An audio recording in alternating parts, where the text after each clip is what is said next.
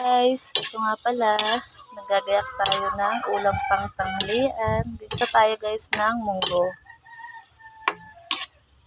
Isa muna tayo. Gusto ko kasi sa munggo guys, yung marami siyang kamatis. Para malas talaga yung munggo.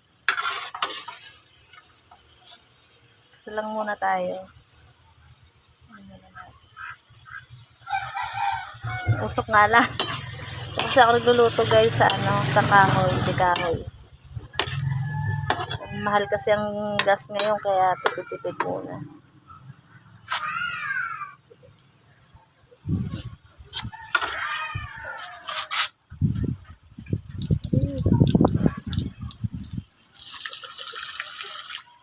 Tapos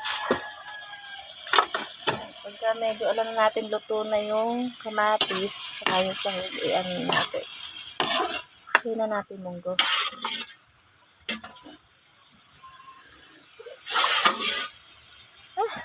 Buusan natin. Dapat ako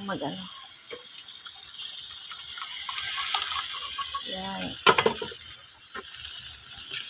Diba?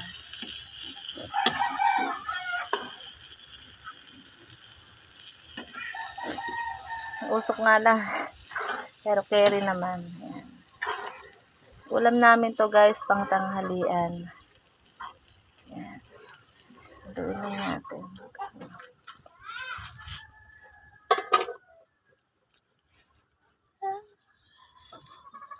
Init.